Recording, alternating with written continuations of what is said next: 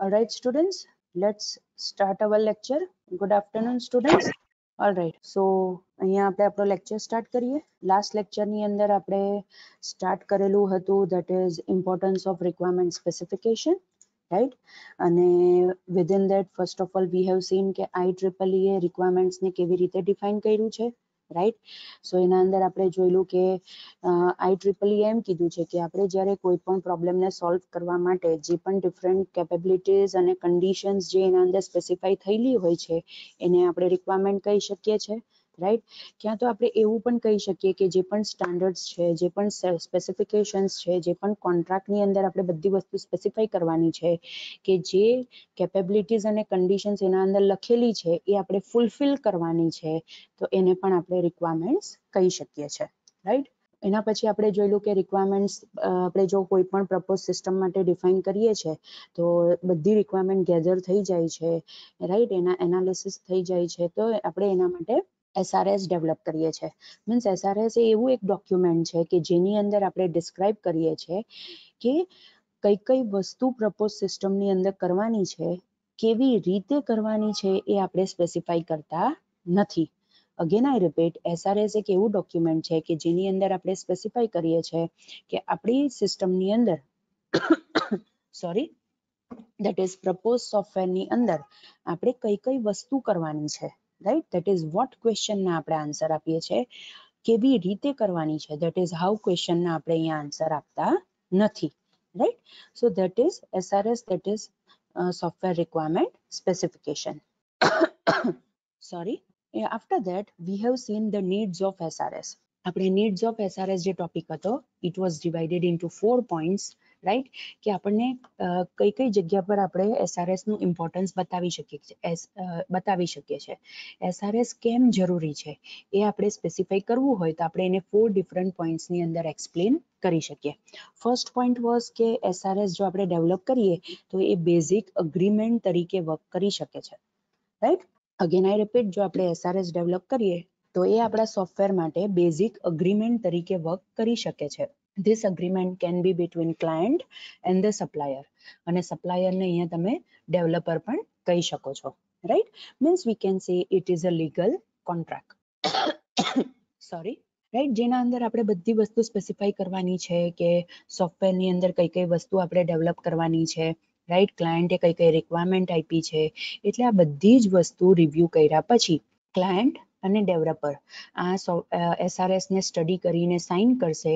Means sign કર્યા પછી એ એક લીગલ કોન્ટ્રાક્ટ બની જશે કે જેના ઉપરથી ડેવલપરને ખબર પડશે કે એણે કઈ કઈ વસ્તુ બનાવવાની છે, મીન્સ ક્લાયન્ટે કઈ કઈ વસ્તુ એક્સપેક્ટ કરી છે સોફ્ટવેર પાસેથી, રાઈટ? અને ક્લાયન્ટને ખબર પડશે કે મેં આટલી આટલી રિક્વાયરમેન્ટ્સ આપેલી હતી, મીન્સ એ પ્રમાણે મને સોફ્ટવેર ડેવલપ થયેલું મળશે.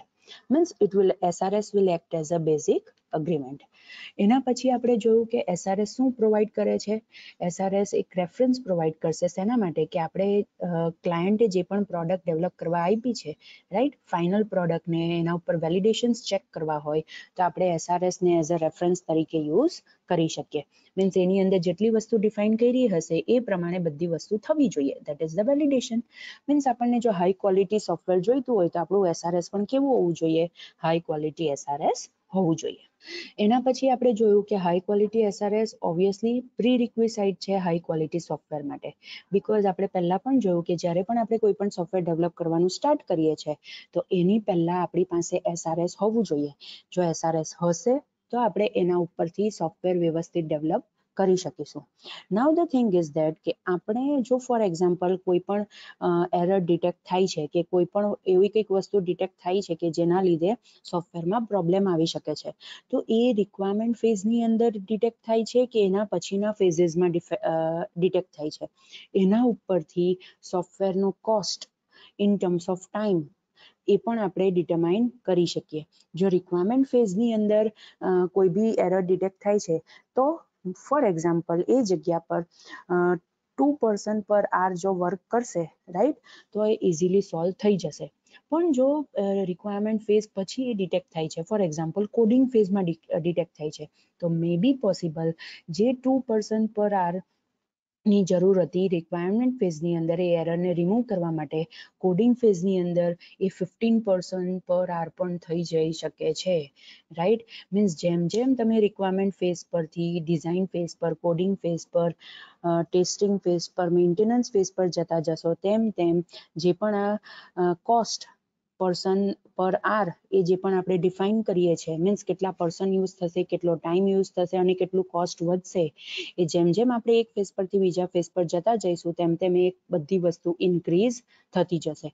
અને મે બી પોસિબલ એવું બની શકે કે રિક્વાયરમેન્ટ ફેઝની અંદર ફોર એક્ઝામ્પલ એક એરરને સોલ્વ કરવા માટે 2 આર જોઈતા હતા બીકોઝ 2 પર્સન એકી સાથે વર્ક કરતા હતા. મે બી પોસિબલ મેન્ટેનન્સ ફેઝની અંદર 150 પણ એ થઈ શકે છે. It depends on the type of the error which is detected, right. So એ આપણે બહુ ધ્યાન રાખવાનું છે કે આપણે જ્યારે કોઈ પણ સોફ્ટવેર ડેવલપ કરીએ છીએ તો એના અંદર આપણે SRS ડોક્યુમેન્ટ હાઈ ક્વોલિટીનું ડેવલપ કરીએ બીકોઝ જો SRS ડોક્યુમેન્ટ હાઈ ક્વોલિટીનું હશે ઇટ મીન્સ કે આપણે જે પણ વસ્તુ સ્પેસિફાઈ કરી છે SRS ની અંદર એ પરફેક્ટ છે, એમાં એટલી એરર નથી. અને જો SRS ની અંદર એરર ઓછી હશે તો ઓબ્વિયસલી આપણા સોફ્ટવેરની અંદર પણ એરર ઓછી આવશે. એટલે જો આપણે હાઈ ક્વોલિટી સોફ્ટવેર જોઈતું હોય તો high quality SRS will act as a prerequisite means એ વસ્તુ તો જરૂરી જ છે તો જ તમે હાઈ ક્વોલિટી સોફ્ટવેર ડેવલપ કરી શકો. And the last point which we have seen in the previous lecture was કે હાઈ ક્વોલિટી SRS શું રિડ્યુસ કરે છે? ડેવલપમેન્ટ કોસ્ટ એ રિડ્યુસ કરે છે. બીકોઝ આપણને ખબર છે કે SRS ની અંદર બધી જ વસ્તુ પહેલેથી સ્પેસિફાઈ કરી દીધી છે, રાઈટ. એટલે આપણે જે પણ વગર કામની એક્ટિવિટીઝ છે એને એલિમિનેટ કરવાની છે અને જે પણ કામની એક્ટિવિટીઝ છે એને આપણે કરવાની છે, જેનાથી આપણું સોફ્ટવેર ડેવલપમેન્ટ પણ સ્પીડઅપ થાય અને જે કોસ્ટ છે તે રિડ્યુસ થાય, રાઈટ.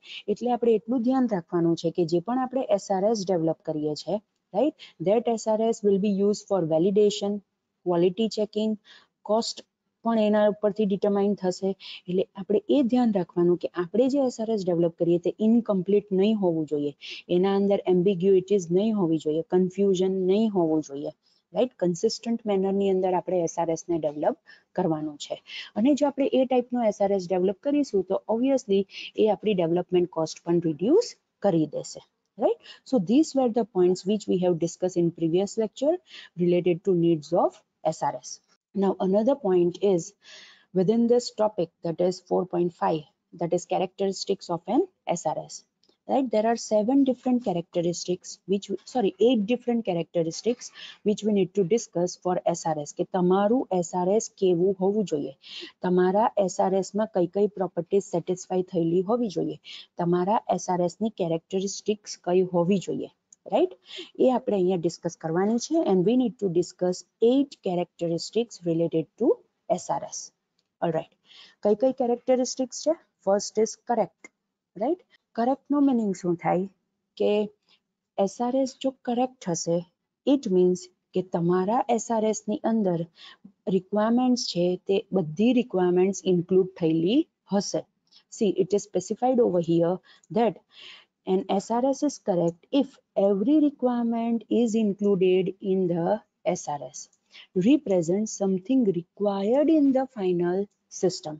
Obviously આપણે એવી જ રિક્વાયરમેન્ટ SRS ની અંદર લખવી પડશે કે જે ફાઇનલ સિસ્ટમની અંદર જરૂરી છે. જો તમારે કરેક્ટનેસ એન્શ્યોર કરવું હોય કે તમારું SRS કરેક્ટ છે કે નહીં, રાઈટ, તો એ શું એન્શ્યોર કરશે? What is specified is done correctly. Again I repeat, correctness ensures that what is specified is done correctly. Means SRS ની અંદર જેટલી પણ વસ્તુ સ્પેસિફાઈ કરેલી છે એ બધી જ વસ્તુ કરેક્ટલી બનાવેલી છે આપણે સોફ્ટવેરની અંદર, રાઈટ. એ વસ્તુ આપણે SRS જો કરેક્ટ હશે તો આપણે સોફ્ટવેરની કરેક્ટનેસ પણ આપણે ચેક કરી શકીશું, right. And obviously correctness is the easier property to determine, right. કેમ એ easier છે? Because યુઝરે જે રિક્વાયરમેન્ટ્સ આપણને આપેલી હતી એ રિક્વાયરમેન્ટ્સ આપણે SRS માં બધી લખેલી છે. ઇટ મીન્સ જે આપણી ફાઇનલ સિસ્ટમ ડેવલપ થશે એના અંદર એ બધી રિક્વાયરમેન્ટ્સ હોવી જોઈએ, રાઈટ. જો એ બધી વસ્તુ હશે આપણા SRS માં તો આપણે એમ કહી શકીએ કે આપણું SRS કરેક્ટ છે.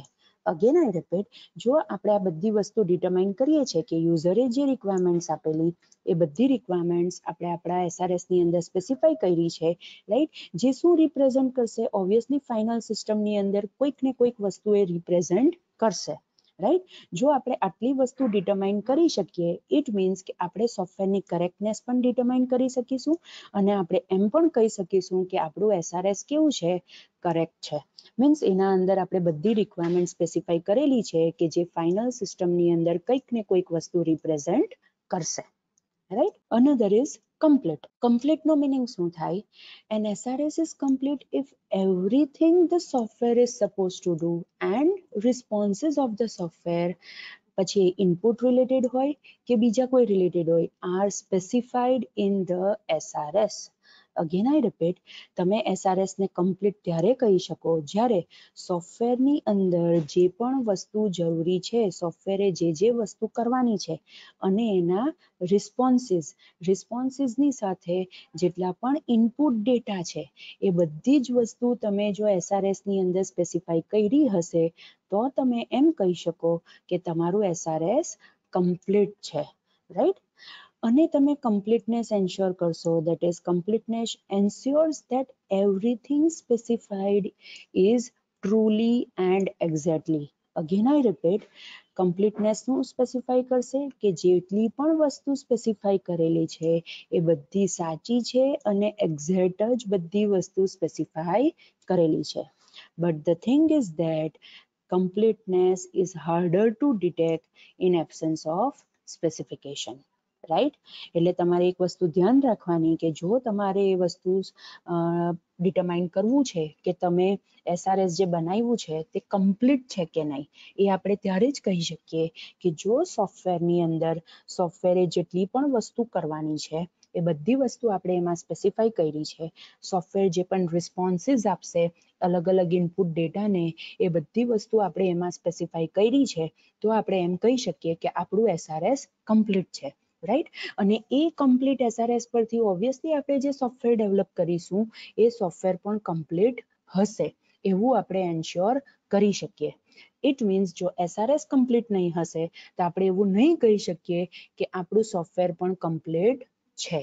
અગેન આઈ રિપીટ, જો SRS કમ્પ્લીટ નહીં હશે તો આપણે એવું નહીં કહી શકીએ કે આપણું સોફ્ટવેર પણ કમ્પ્લીટ છે, બીકોઝ આપણે જે પણ સોફ્ટવેર ડેવલપ કર્યું હશે તે SRS પરથી ડેવલપ કર્યું હશે અને SRS ઇનકમ્પ્લીટ હશે તો આપણું સોફ્ટવેર પણ ઇનકમ્પ્લીટ રહી જશે. That's why the second characteristic of SRS is complete. આપણું SRS કેવું હોવું જોઈએ? કમ્પ્લીટ હોવું જોઈએ, કોઈ પણ વસ્તુ મિસિંગ હોવી જોઈએ નહીં.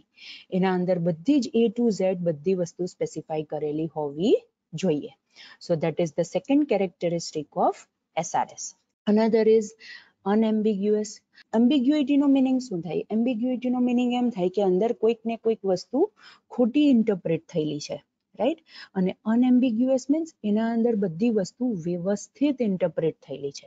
That's why it is specified over here. An SRS is unambiguous if and only if every requirement stated has one and only one interpretation. Again I repeat, મેં તમને હમણાં જ કીધું કે ambiguous નો મીનિંગ શું થાય કે આપણે જે પણ સ્પેસિફાઈ કર્યું છે એના બરાબર આપણે ઇન્ટરપ્રેટ કર્યું નથી.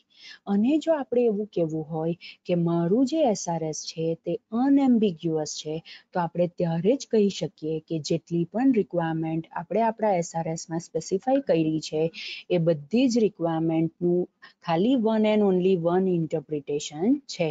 એ બધી જ રિક્વાયરમેન્ટના ઉપરથી આપણે કોઈ પણ એક જ મિનિંગ આપણે ડિટરમાઇન કરી શકીએ છીએ. ફોર એક્ઝામ્પલ, મેં SRSમાં એવું સ્પેસિફાઈ કર્યું છે કે system must provide security in terms of data storage.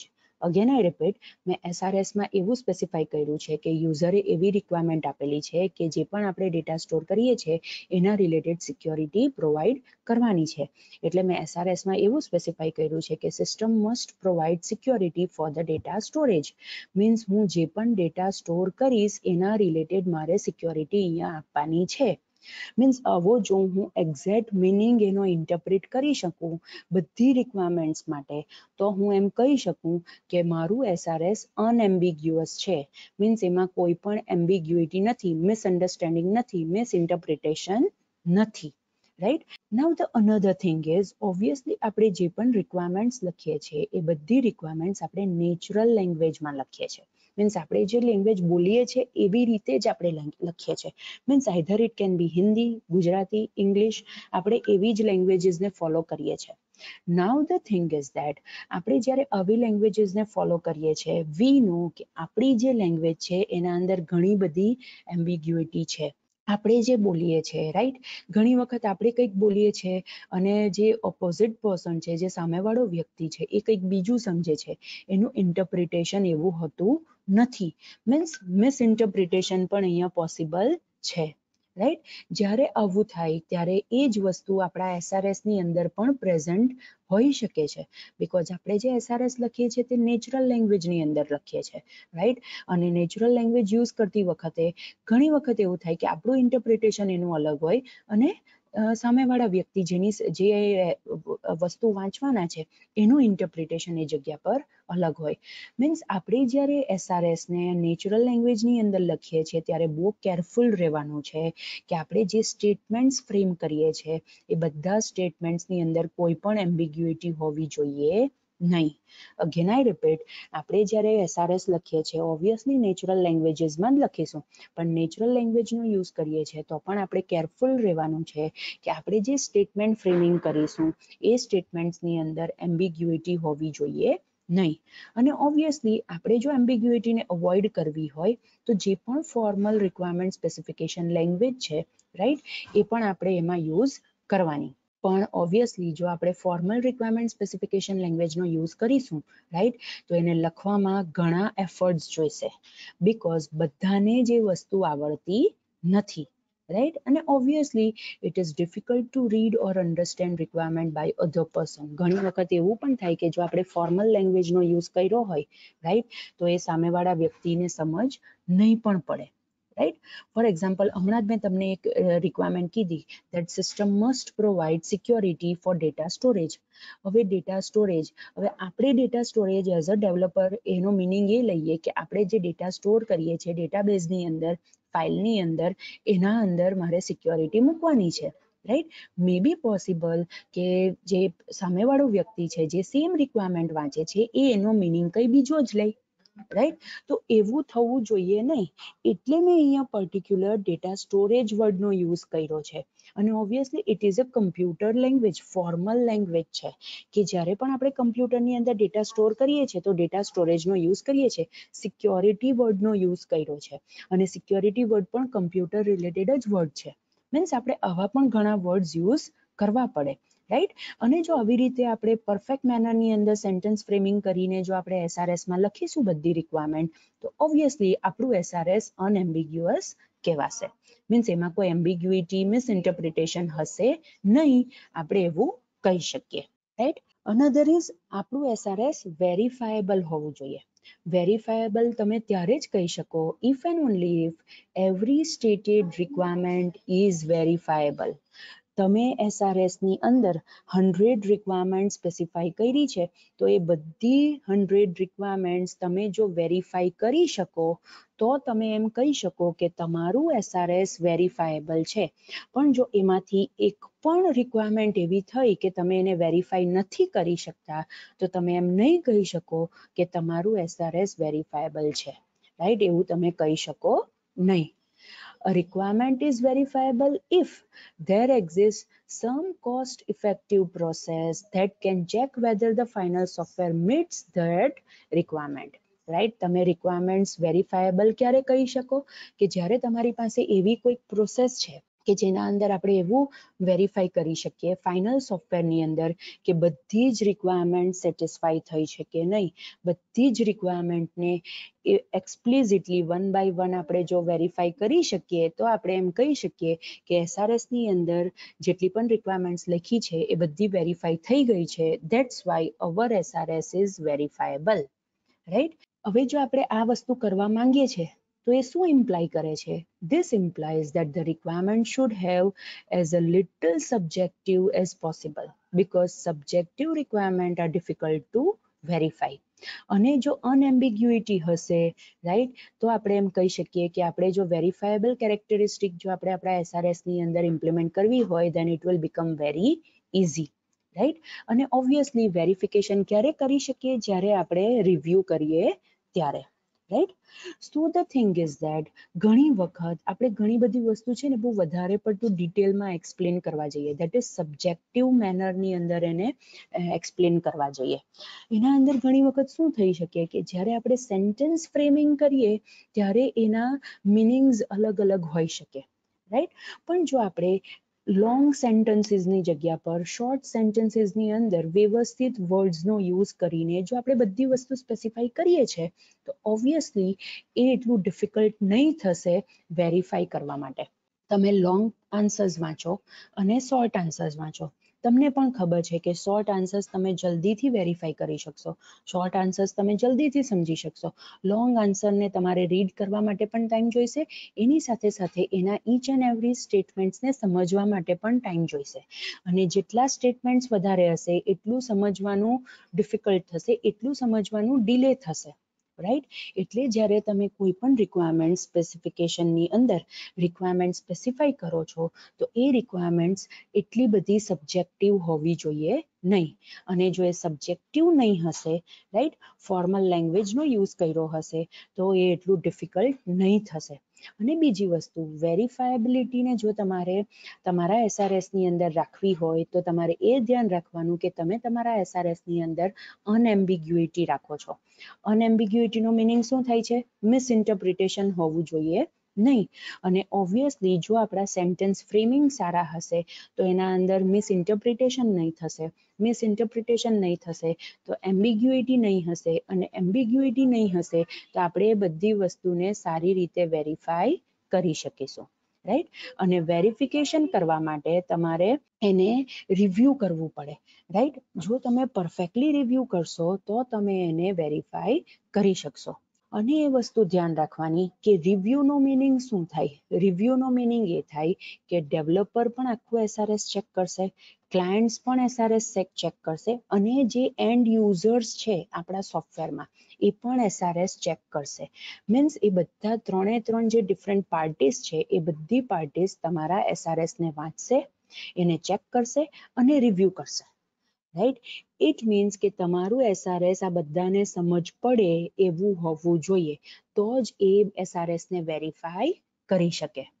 Means તમારે અહીંયા એ ધ્યાન રાખવાનું છે કે તમારે SRS એવું બનાવવાનું કે કોઈ પણ વ્યક્તિ XYZ person, if that person read the SRS then that person will easily able to review all the requirements which are present in SRS.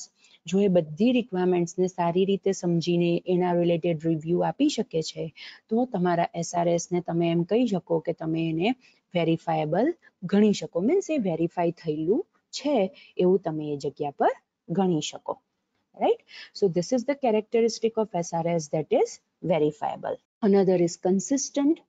Consistent no meaning શું થાય? An SRS is consistent if there is no requirement that conflict with another, right. બે requirements એકબીજા સાથે conflict થવી જોઈએ નહીં. જો તમારા SRSની અંદર એક પણ રિક્વાયરમેન્ટ એવી નથી કે જે કોન્ફ્લિક્ટ થાય છે તો તમે એમ કહી શકો કે તમારું SRS કન્સિસ્ટન્ટ છે, રાઈટ. ઘણી વખત શું થાય કે ધો રિક્વાયરમેન્ટ્સ આર ડિફરન્ટ પણ ટર્મિનોલોજીસ આપણે એવી ભૂલમાંથી યુઝ કરી દીધી હોય કે જેના ઉપરથી આપણે એમ મીન્સ આપણું SRS કેવું બની જાય? ઇનકન્સિસ્ટન્ટ બની જાય, right. For example, different requirements may use different terms to refer to same object, right. અને obviously inconsistency જો હશે તો એ major problem create કરશે. મીન્સ તમે જો તમારા SRSની અંદર કોઈક વસ્તુ લખો છો, રાઈટ, જે પણ રિક્વાયરમેન્ટ તમે સ્પેસિફાઈ કરો છો એ રિક્વાયરમેન્ટની અંદર તમારે ટર્મિનોલોજીસ એવી યુઝ કરવાની છે કે એ વસ્તુ બધી વસ્તુ પર્ટિક્યુલર એન્ટિટીને જ રિફર કરે, રાઈટ. એવું નથી કરવાનું કે બે રિક્વાયરમેન્ટ એક જ વસ્તુ માટે તમે લખેલી હોય. ફોર એક્ઝામ્પલ તમે એમ લખો છો કે system must provide authentication functionality, right. અને તમે બીજું એવું લખો છો કે system must provide login functionality. હવે આ બેવ રિક્વાયરમેન્ટ અહીંયા કોન્ફ્લિક્ટ થાય એવું તમે કહી શકો, બીકોઝ તમે લોગિન કરો છો એનો મિનિંગ જ એ થાય છે કે તમે ઓથેન્ટિકેશન આપ્યું છે. અગેન આઈ રિપીટ, આવી કોઈક રિક્વાયરમેન્ટ તમે લખો છો કે system must provide login functionality, system must provide change password functionality, system must provide forget password functionality, અને એની સાથે સાથે તમે એવું પણ લખો છો કે system must provide authentication functionality. હવે સ્ટુડન્ટ, ઓથેન્ટિકેશનનો મિનિંગ જ એ થાય કે ઓથેન્ટિકેટેડ યુઝર ત્યારે જ કહેવાય કે જ્યારે યુઝર લોગિન કરી શકે. રાઈટ, મીન્સ તમે એક જ વસ્તુ માટે અલગ અલગ ટર્મિનોલોજીસનો યુઝ કરો છો. તમારે ખાલી પ્રોવાઈડ કરવાનું છે ઓથેન્ટિકેશન. હવે એ તમે સિમ્પલ ટર્મ્સમાં એટલું પણ લખો ને કે system must provide authentication facility, right, તો પણ એ ઇનફ છે. પણ જો તમે એને વધારે પડતું કોમ્પ્લિકેટેડ બનાવો છો, જેનાથી બધા કોન્ફ્લિક્ટ્સ ઊભા થાય છે, રાઈટ, તો એ જગ્યા પર તમારું SRS કન્સિસ્ટન્ટ રહેશે નહીં. એ જગ્યા પર તમારું SRS ઇનકન્સિસ્ટન્ટ બની જશે. અને જો તમારું SRS ઇનકન્સિસ્ટન્ટ છે તો ઓબ્વિયસલી એ મેજર પ્રોબ્લેમ અરાઇઝ કરી શકશે. રાઈટ, એટલે અહીંયા તમારે એ વસ્તુનું ધ્યાન આપવાનું છે કે તમારા SRS ની અંદર કોન્ફ્લિક્ટ હોવા જોઈએ નહીં. કોન્ફ્લિક્ટ નહીં હશે તો તમારું SRS ઓટોમેટિક કેવું બની જશે? કન્સિસ્ટન્ટ બની જશે. Right? So this is the characteristic that is consistent. Another is ranked for importance. Ranked for importance no meaning શું થાય કે all requirements for the software are not equally important. આપણને પણ ખબર છે કે આપણા સોફ્ટવેરની અંદર બધી જ રિક્વાયરમેન્ટ્સ ઇક્વલી ઇમ્પોર્ટન્ટ નથી હોતી, બીકોઝ ઘણી રિક્વાયરમેન્ટ ક્રિટિકલ હોય છે, ઘણી રિક્વાયરમેન્ટ ઇમ્પોર્ટન્ટ હોય છે, અને ઘણી રિક્વાયરમેન્ટ એવી પણ હોય છે કે જે એટલી ક્રિટિકલ કે એટલી ઇમ્પોર્ટન્ટ હોતી નથી. મીન્સ તમે તમારા SRSની અંદર જે પણ રિક્વાયરમેન્ટ સ્પેસિફાઈ કરો છો એ બધી જ રિક્વાયરમેન્ટ્સની ઉપર તમે એનું ઇમ્પોર્ટન્સ પણ સ્પેસિફાઈ કરી શકતા હોવા જોઈએ કે કઈ ક્રિટિકલ છે, કઈ ઇમ્પોર્ટન્ટ છે, કઈ એટલી ક્રિટિકલ નથી, કઈ એટલી ઇમ્પોર્ટન્ટ નથી. મીન્સ ઘણી રિક્વાયરમેન્ટ્સ એવી હોય કે એ રિક્વાયરમેન્ટ જ્યાં સુધી આપણે ફૂલફિલ નહીં કરીએ ને ત્યાં સુધી આપણે બીજી રિક્વાયરમેન્ટ્સને પણ ફૂલફિલ કરી શકીએ નહીં. Means those are critical requirements, right. આવી જ્યારે રિક્વાયરમેન્ટ્સ હોય જેનું ઇમ્પોર્ટન્સ બહુ બધું છે તો એને તમે અલગ રેન્ક આપી શકતા હોવા જોઈએ. જે ક્રિટિકલ રિક્વાયરમેન્ટ્સ હોય એને તમે અલગ રેન્ક આપી શકતા હોવા જોઈએ. જો આવી રીતે તમે બધી જ રિક્વાયરમેન્ટ્સને અલગ અલગ રેન્ક આપી દેશો તો શું થશે? ઇટ મીન્સ કે તમે બધી જ રિક્વાયરમેન્ટ્સનું ઇમ્પોર્ટન્સ ઇન્ડિકેટ કરી દીધું છે. અને જ્યારે તમે બધી રિક્વાયરમેન્ટ્સનું ઇમ્પોર્ટન્સ ઇન્ડિકેટ કરો છો, મીન્સ આગળ જતા બીજા બધા ફેઝિસની અંદર જે પણ બીજા ડેવલપર્સ છે, બીજા પીપલ છે, સોફ્ટવેર એન્જિનિયર્સ છે, એ લોકો ઇઝીલી ડિટરમાઇન કરી શકશે કે કઈ રિક્વાયરમેન્ટ પર વધારે ધ્યાન આપવાનું છે અને કઈ રિક્વાયરમેન્ટ પર પાછળથી ધ્યાન આપવાનું છે, કઈ રિક્વાયરમેન્ટ પર પહેલા ધ્યાન આપવાનું છે, બીકોઝ એ ક્રિટિકલ રિક્વાયરમેન્ટ છે અને જો આપણે એને ફૂલફિલ નહીં કરીશું તો મે બી પોસિબલ આપણે બીજી બધી રિક્વાયરમેન્ટ્સ પણ ફૂલફિલ સારી રીતે કરી શકીએ નહીં. રાઈટ, એટલે જો તમારા SRSની અંદર તમે રિક્વાયરમેન્ટ્સ એવી રીતે સ્પેસિફાઈ કરી છે કે જેના ઉપરથી તમે એનું ઇમ્પોર્ટન્સ ડિસાઇડ કરી શકો, ઇમ્પોર્ટન્સ ઇન્ડિકેટ કરી શકો, તમે એને રેન્કિંગ આપી શકો એકોર્ડિંગ ટુ ઇટ્સ ઇમ્પોર્ટન્સ, તો તમે એમ કહી શકો કે તમારા SRSની અંદર રેન્ક ફોર ઇમ્પોર્ટન્સ કેરેક્ટરિસ્ટિક પણ તમે ઇમ્પ્લિમેન્ટ કરેલી છે. અને ઓબ્વિયસલી એ વસ્તુ ઇમ્પોર્ટન્ટ છે બીકોઝ બધી રિક્વાયરમેન્ટ્સ એક જેવી નથી હોતી. એટલે ઘણી રિક્વાયરમેન્ટ્સ એવી હોય કે પહેલા ફૂલફિલ કરવી જરૂરી છે because those are critical requirements, તો એ આપણે પહેલા જ ફૂલફિલ કરવી પડે. એટલે આપણા SRSની અંદર બધી રિક્વાયરમેન્ટ્સ રિલેટેડ આપણે રેન્કિંગ આપી શકતા હોવા જોઈએ એકોર્ડિંગ ટુ ઇટ્સ ઇમ્પોર્ટન્સ. અને જો આપણે એ વસ્તુ કરી શકીએ તો આપણે એમ કહી શકીએ કે આપણા SRSની અંદર આપણે એકોર્ડિંગ ટુ ધ ઇમ્પોર્ટન્સ એને રેન્કિંગ આપેલું છે. Right, another thing is SRS must be modifiable. Right, modifiable means આપણે એને ચેન્જ કરી શકતા હોવા જોઈએ અને ચેન્જીસ પણ એવી રીતે હોવા જોઈએ કે આગળ જતા આપણું SRS ઇનકન્સિસ્ટન્ટ નહીં બની જાય. અગેન આઈ રિપીટ, આપણે જે પણ SRS ડેવલપ કરીશું એ SRS મોડિફાયેબલ હોવું જોઈએ. મોડિફાયેબલ મીન્સ આપણે એને ચેન્જ કરી શકતા હોવા જોઈએ, પણ ચેન્જ કરતી વખતે એવી રીતે આપણે મોડિફાયેબિલિટી નથી આપવાની કે એ પછી આગળ જતા ઇનકન્સિસ્ટન્ટ બની જાય. મીન્સ જ્યારે આપણે મોડિફિકેશન કરીએ છીએ એ વખતે પણ આપણે ધ્યાનમાં રાખવાનું છે કે આપણે કમ્પ્લીટનેસ આપવાની છે અને કન્સિસ્ટન્સી પણ આપણે એ જગ્યા પર આપવાની છે.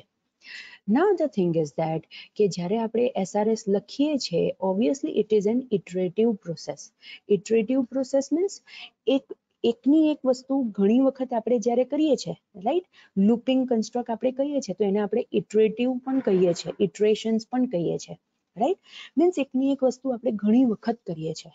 મીન્સ જ્યારે પણ આપણે SRS લખીએ છીએ તો આપણે એને ઇટરેટિવ પ્રોસેસ કહી શકીએ, રાઈટ.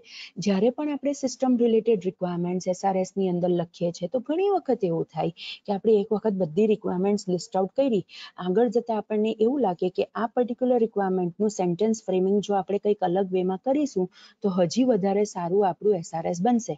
તો આપણે શું કરીશું, પાછું આપણે એ રિક્વાયરમેન્ટ પર જઈશું, એને મોડિફાઈ કરીશું, રાઈટ. અને એ મોડિફિકેશન વખતે જો એ રિક્વાયરમેન્ટ બીજી કોઈ રિક્વાયરમેન્ટ સાથે રિલેટેડ હશે તો બીજી રિક્વાયરમેન્ટને પણ આપણે મોડિફાઈ કરવું પડશે.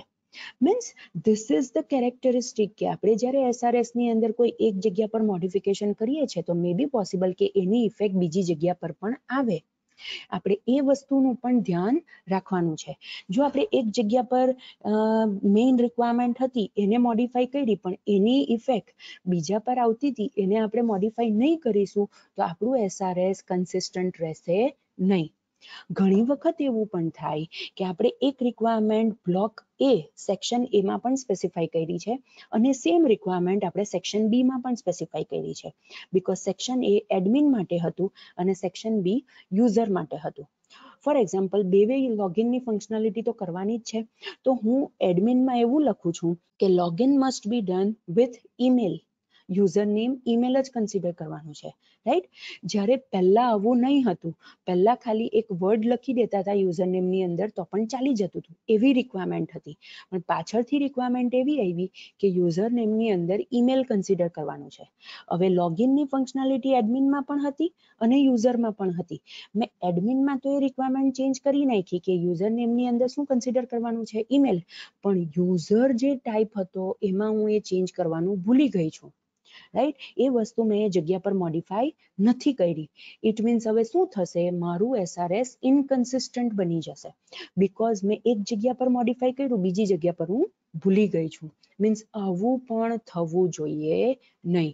જો આવું થશે તો પણ તમે જો તમારું SRS મોડિફાયેબલ બનાવશો પણ એ મોડિફાયેબલ કેરેક્ટરિસ્ટિકના લીધે તમારું SRS મે બી પોસિબલ કે ઇનકમ્પ્લીટ બની જાય, ક્યાં તો ઇનકન્સિસ્ટન્ટ પણ બની શકે છે. જ્યારે પણ તમે SRS ની અંદર કોઈ પણ મોડિફિકેશન કરો છો તો તમારા SRS ના સ્ટ્રક્ચરને, સ્ટાઇલને બધાને ધ્યાનમાં રાખીને પછી તમારે એને મોડિફાઈ કરવાનું છે. આ વસ્તુ પણ અહીંયા ધ્યાનમાં રાખવાની છે. મીન્સ જ્યારે પણ આપણે SRS ની મોડિફાયેબલ કેરેક્ટરિસ્ટિકને ડિસ્કસ કરીએ છીએ તો એ જગ્યા પર આપણે એ ધ્યાન રાખવાનું છે કે એક રિક્વાયરમેન્ટ એવી છે કે જેની ઇફેક્ટ બીજા પર પણ પડે છે. તો જ્યારે આપણે મેઇન રિક્વાયરમેન્ટમાં મોડિફાઈ કરીએ તો એની ઇફેક્ટ જ્યાં પડતી હોય ત્યાં પણ જો મોડિફિકેશનની જરૂર હોય તો ત્યાં આપણે કરવું જોઈએ. આ પહેલી વસ્તુ ધ્યાનમાં રાખવાની છે.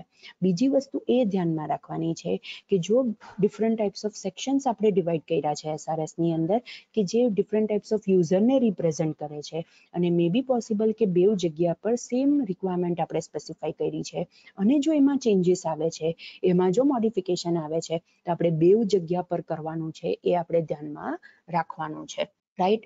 નહીતર શું થશે કે આપણું SRS કમ્પ્લીટ નહીં બનશે, ઇનકન્સિસ્ટન્ટ બનશે અને જો એવું SRS હશે તો આગળ જતા એ બીજા પ્રોબ્લેમ્સ પણ ક્રિએટ કરી શકે છે. અને મોડિફાઈ કરતી વખતે જે પણ આપણે સ્ટ્રક્ચર લીધેલું છે, જે સ્ટાઇલ યુઝ કરેલી છે SRS લખવા માટે એ પણ યુનિક રહેવી જોઈએ, એમાં પછી ચેન્જીસ આવવા જોઈએ નહીં, right. So this is the modifiable characteristic of SRS. Another is traceable. Traceable નો મીનિંગ તમે શું કહી શકો કે an SRS is traceable if the origin of each of its requirement is clear. Means SRS ની અંદર તમે જે પણ રિક્વાયરમેન્ટ સ્પેસિફાઈ કરી છે એ રિક્વાયરમેન્ટ્સ કેમ ઊભી થઈ એ જો ક્લિયર હશે, ઇટ મીન્સ તમે એમ કહી શકો કે તમારું SRS કેવું છે, ટ્રેસેબલ છે. હવે there are two types of traceability, forward traceability અને backward traceability. Forward traceability તમે ત્યારે કહી શકો if each requirement should be traceable to some design and code element. Means SRS ની અંદર તમે જે રિક્વાયરમેન્ટ સ્પેસિફાઈ કરેલી છે, રાઈટ, એ તમે ક્યાં સુધી ટ્રેસ કરી શકતા હોવા જોઈએ? ડિઝાઇનની અંદર અને કોડિંગની અંદર એ બધી જ જગ્યા પર એનું ટ્રેસ તમે કરી શકતા હોવા જોઈએ. મીન્સ તમે એને લિંક કરી શકતા હોવા જોઈએ, right. That is forward traceability, that is એનાલિસિસમાંથી ડિઝાઇન અને કોડ. બેકવર્ડ ટ્રેસેબિલિટીનો મિનિંગ શું થશે કે it should be possible to trace design and code element to the requirement. એટલે ડિઝાઇન અને કોડ પરથી તમે રિક્વાયરમેન્ટને પણ તમે ટ્રેસ કરી શકતા હોવા જોઈએ. જો આ બેઉ વસ્તુ તમે પ્રોવાઈડ કરો છો, ધેટ ઇઝ ફોરવર્ડ ટ્રેસેબિલિટી અને બેકવર્ડ ટ્રેસેબિલિટી, ઇટ મીન્સ કે તમે એમ કહી શકો કે traceability will help in verification and validation. Again I repeat, જો તમે આ બેઉ ટાઈપનું ટ્રેસેબિલિટી તમે પ્રોવાઈડ કરો છો, ધેટ ઇઝ ફોરવર્ડ ટ્રેસેબિલિટી અને બેકવર્ડ ટ્રેસેબિલિટી, તો તમે એમ કહી શકો કે આ જે તમારું ટ્રેસેબિલિટી કેરેક્ટરિસ્ટિક છે એ તમને વેલિડેશન અને વેરિફિકેશનમાં હેલ્પ કરશે. અગેન આઈ રિપીટ, ટ્રેસેબલનો મિનિંગ શું થાય કે જેટલી પણ રિક્વાયરમેન્ટ્સ આપણે આપણા SRS ની અંદર સ્પેસિફાઈ કરેલી છે એ બધાનું ઓરિજિન મીન્સ આપણે એ રિક્વાયરમેન્ટ કેમ કરી એ ક્લિયર હોવું જોઈએ, રાઈટ. હવે there are two types of traceability, forward traceability અને બેકવર્ડ ટ્રેસેબિલિટી. ફોરવર્ડ ટ્રેસેબિલિટીનો મિનિંગ એ થાય કે તમે રિક્વાયરમેન્ટ પરથી એનું ડિઝાઇન અને એનું કોડિંગ તમે લિંક કરી શકતા હોવા જોઈએ, તમે ટ્રેસ કરી શકતા હોવા જોઈએ. That is forward traceability. અને બેકવર્ડ ટ્રેસેબિલિટીનો મિનિંગ શું થાય કે ડિઝાઇનમાંથી ક્યાં તો કોડિંગમાંથી તમે ડાયરેક્ટ એની રિક્વાયરમેન્ટ સુધી પહોંચી શકતા હોવા જોઈએ, ડાયરેક્ટ એ રિક્વાયરમેન્ટ સુધી પહોંચી શકતા હોવા જોઈએ, લિંક કરી શકતા હોવા જોઈએ, ટ્રેસ કરી શકતા હોવા જોઈએ. તો તમે એને શું કહી શકો? Backward traceability. બીકોઝ ડિઝાઇન અને કોડ પરથી તમે પાછા એનાલિસિસ પર જાઓ છો, રાઈટ. અને જો તમે આ ટ્રેસેબિલિટી ફીચર તમારા SRS ની અંદર મૂકશો, મીન્સ તમે એમ કેવું છો કે તમે વેરિફિકેશન અને વેલિડેશનને આ વસ્તુ હેલ્પ કરશે, right. So students, this are the different characteristics of SRS. There are 8 different characteristics. First is correct, right, કે તમારા SRS ની અંદર બધી જ રિક્વાયરમેન્ટ્સ ઇન્ક્લુડ થયેલી હોવી જોઈએ. Second is complete. કમ્પ્લીટની અંદર તમારું સોફ્ટવેર શું કરવાનું છે અને બધા ઇનપુટને કયો રિસ્પોન્સ આપશે એ બધી વસ્તુ સ્પેસિફાઈ કરેલી હોવી જોઈએ. Third is unambiguous. Unambiguous means એક રિક્વાયરમેન્ટ છે એનું એક જ ઇન્ટરપ્રિટેશન હોવું જોઈએ, એક કરતાં વધારે એનો મિનિંગ થવો જોઈએ નહીં. Fourth is verifiable. વેરીફાયેબલનો મિનિંગ શું થાય કે તમે જેટલી પણ રિક્વાયરમેન્ટ સ્પેસિફાઈ કરી છે બધી જ રિક્વાયરમેન્ટ તમે વેરીફાઈ કરી શકતા હોવા જોઈએ, મીન્સ ચેક કરી શકતા હોવા જોઈએ. That is verifiable. Fifth, consistent. Consistent means તમારી રિક્વાયરમેન્ટ્સની અંદર કોન્ફ્લિક્ટ હોવું જોઈએ નહીં, રિક્વાયરમેન્ટ્સ એકબીજાની સાથે કોન્ફ્લિક્ટ થવી જોઈએ નહીં. That is consistent. Sixth, rank for importance. Rank for ઇમ્પોર્ટન્સની અંદર શું આવશે કે તમે જેટલી પણ રિક્વાયરમેન્ટ્સ તમારા SRS ની અંદર સ્પેસિફાઈ કરો છો, એકોર્ડિંગ ટુ ઇટ્સ ઇમ્પોર્ટન્સ તમે એને રેન્કિંગ આપી શકતા હોવા જોઈએ. Seventh, modifiable. મોડિફાયેબલ મીન્સ તમે તમારા SRS ની અંદર જે પણ રિક્વાયરમેન્ટ સ્પેસિફાઈ કરો છો એ તમે ચેન્જ કરી શકતા હોવા જોઈએ, મોડિફાઈ કરી શકતા હોવા જોઈએ. પણ મોડિફિકેશન વખતે આપણે એ ધ્યાનમાં રાખવાનું છે કે આપણે કમ્પ્લીટનેસ અને કન્સિસ્ટન્સી પણ આપણે પ્રિઝર્વ કરવાની છે. આપણા SRS ની અંદર ઇનકન્સિસ્ટન્ટ થવું જોઈએ નહીં, અને એની સાથે સાથે એના સ્ટ્રક્ચર અને સ્ટાઇલનું પણ ધ્યાન રાખવાનું છે. Eighth is traceable. ટ્રેસેબલનો મિનિંગ શું થાય કે તમે જે પણ રિક્વાયરમેન્ટ સ્પેસિફાઈ કરી છે એનું ઓરિજિન તમને ક્લિયર હોવું જોઈએ, મીન્સ એ રિક્વાયરમેન્ટ્સ કેમ આવી, કેમ કરવાની છે. હવે એના અંદર બે ટ્રેસેબિલિટીનું ધ્યાનમાં રાખવાનું છે, ધેટ ઇઝ ફોરવર્ડ ટ્રેસેબિલિટી અને બેકવર્ડ ટ્રેસેબિલિટી. મીન્સ તમે રિક્વાયરમેન્ટ પરથી ડિઝાઇન અને કોડ સુધી પહોંચી શકતા હોવા જોઈએ, અને ડિઝાઇન અને કોડ પરથી તમે એની રિક્વાયરમેન્ટ સુધી પહોંચી શકતા હોવા જોઈએ. That is forward traceability and backward traceability. અને જો તમે ટ્રેસેબિલિટી ફીચર પ્રોવાઈડ કરો છો, ઇટ મીન્સ કે તમે શેમાં હેલ્પ કરો છો? વેરિફિકેશન અને વેલિડેશનમાં, right. So these are the 8 different characteristics of SRS. એક્ઝામમાં લોંગ ક્વેશ્ચનમાં આ question is very important, that is characteristics of SRS. All right, so the characteristics of SRS topic is completed over here. Now another topic is component of an SRS. SRS ના components કયા છે એની પહેલા આપણે એ જોઈએ કે આપણે અત્યાર સુધી એ જોયું કે આપણે જ્યારે સ્પેસિફિકેશનની અંદર કમ્પ્લીટનેસની વાત કરીએ છીએ, then it is very difficult to achieve, right. અને એના કરતાં વધારે ડિફિકલ્ટ શું છે? એને વેરીફાઈ કરવાનું. રાઈટ. એટલે આપણે કમ્પ્લીટનેસની વાત તો કરીએ છીએ, આપણે કમ્પ્લીટ નામની કેરેક્ટરિસ્ટિક SRSમાં ડિસ્કસ પણ કરી, પણ સ્પેસિફિકેશનની અંદર it is very difficult to achieve the completeness. અને કમ્પ્લીટનેસની સાથે સાથે it is also very difficult to verify that thing. Though આપણી પાસે ગાઈડલાઇન્સ છે, એ બધી જ વસ્તુ આપણે ફોલો કરીએ છીએ કે આપણે SRSને કમ્પ્લીટ બનાવી શકીએ, પણ ઘણી વખત એવું થાય કે આપણે એ વસ્તુ કરી શકતા નથી. રાઈટ. સો આપણે અહીંયા શું ડિસ્ક્રાઇબ કરીશું કે ઘણી સિસ્ટમની એવી પ્રોપર્ટીઝ હોય, right, that an SRS should specify. આપણે SRSની અંદર ઓબ્વિયસલી ડિસ્કસ કર્યું કે આપણે રિક્વાયરમેન્ટ સ્પેસિફાઈ કરવાની છે, કે ઇન શોર્ટ આપણા સોફ્ટવેરે શું કરવાનું છે, આપણે એ બધી જ વસ્તુ SRSની અંદર સ્પેસિફાઈ કરવાની છે. રાઈટ.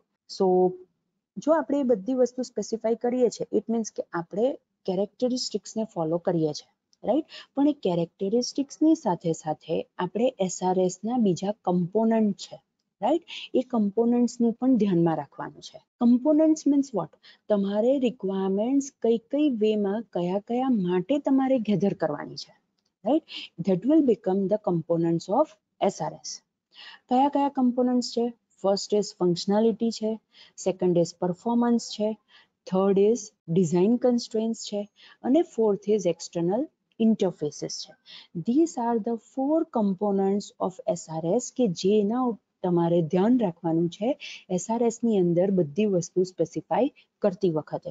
મીન્સ તમારે એક્સટર્નલ ઇન્ટરફેસીસનું ધ્યાનમાં રાખવાનું છે, રાઈટ. તમારે ડિઝાઇન કન્સ્ટ્રેન્ટ્સનું ધ્યાનમાં રાખવાનું છે, તમારે પરફોર્મન્સ રિલેટેડ પણ બધી વસ્તુ લખવાની છે SRSની અંદર, અને તમારે ફંક્શનાલિટી રિલેટેડ પણ SRSની અંદર બધી વસ્તુ લખવાની છે. Means we can say SRS has 4 components: functionality, performance, design constraints and external interface. આ 4 componentsની અંદર તમારે તમારી requirementsને divide કરવાની છે, right? So the first component is functionality. Functionality as the name says કે તમારે એના અંદર functional requirements specify કરવાની છે. Again I repeat, તમારે એની અંદર ફંક્શનલ રિક્વાયરમેન્ટ સ્પેસિફાઈ કરવાની છે. એટલે તમારે શું સ્પેસિફાઈ કરવાનું છે? which output should be produced for given input.